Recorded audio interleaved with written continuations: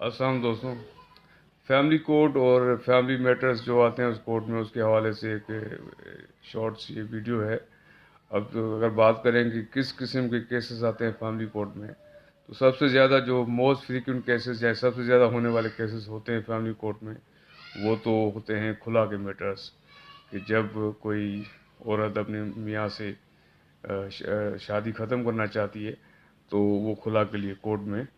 Suit for resolution of marriage by way of خلا file کرتی ہے فیملی کورٹ میں۔ ایک تو یہ قسم ہو گئی۔ اس کے علاوہ ایک اور قسم ہے سوٹ فار کانجوگل رائٹس، یعنی ایسی صورت میں جب بیوی اپنے میاں کا گھر، شوہر کا گھر چھوڑ کے میکے چلی جائے اور واپس نہ آئے، اب یعنی سیپریشن بھی نہیں ہوئی، کوئی ڈیورس یا خلا بھی نہیں ہوئی، اور بیوی جو ہے میاں کے گھر سے میکے چلی گئی ہے، تو اس صورت میں ہسبینڈ کے پاس یہ آپشن ہے کہ suit for conjugal rights, suit for restitution of conjugal rights کے حوالے سے سوٹ کیا جا سکتا ہے، جس میں کورٹ سے یہ ایک آرڈر لیا جاتا ہے کہ خاتون کو، یعنی جو ان کی بیوی گئی ہیں، ان کو ڈائریکشن دی جائے کہ وہ آگے اپنے ہسبینڈ کے ساتھ رہے اور اپنے کانجوگل رائٹس جو ہے وہ فلفل کرے۔ اب یہ تو ہوئے دو کیسز جو کہ ہسبینڈ وائف کے درمیان ہوتے ہیں۔ اسی کے حوالے سے ایک اور میٹر آتا ہے جہاں پہ بچوں کی کسٹڈی کا ایشو ہو، یعنی جب سیپریشن ہو جائے تو پھر جو مائنر بچے ہیں وہ کس کے پاس رہیں گے، اس کے حوالے سے بھی پھر میٹرز آتے ہیں، جس کو ہم کہتے ہیں کسٹڈی آف مائنر چلڈرن کے حوالے سے، وہ بھی یعنی گارڈین وارڈ، یہ فیملی کورٹ میں ان کے پاس گارڈین وارڈ کورٹ بھی کے بھی اختیارات ہوتے ہیں، تو یہ کسٹڈی آف مائنر چلڈرن کے حوالے سے بھی کیسز آتے ہیں۔ اس کے علاوہ اگر فرض کر لیں سیپریشن ہو گئی ہے، ڈیورس ہو گئی، لیکن ہسبینڈ نے جہیز کا سامان بیوی کو واپس نہیں کیا، تو اس صورت میں پھر ریکوری آف ڈوری آرٹیکلز کے suit for recovery of dowry articles, اس کا یہ سمپل مطلب ہوتا ہے کہ جس میں بیوی کی طرف سے، یعنی سابقہ بیوی کی طرف سے یہ کیس ہوتا ہے کہ میرا جو سامان، جہیز کا سامان ہے، وہ میرے ایکس ہسبینڈ کے گھر پہ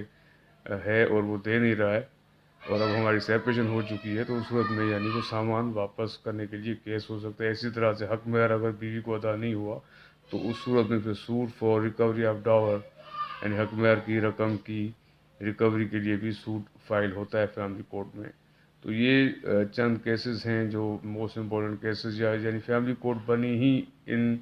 مسائل کو دیکھنے کے لیے۔ فیملی کورٹ ایک اسپیشل کورٹ ہوتی ہے۔ نارملی ہمارے ہاں فیملی کورٹ کے پاورز جوڈیشل میجسٹریٹ اور سول جج اور فیملی جج، یہ اس میں اس طرح سے ہوتا ہے، ایک ہی کورٹ کے پاس یہ تین پاورز ہوتی ہیں۔ تو نارملی جو ہمارے جو ڈسٹرکٹ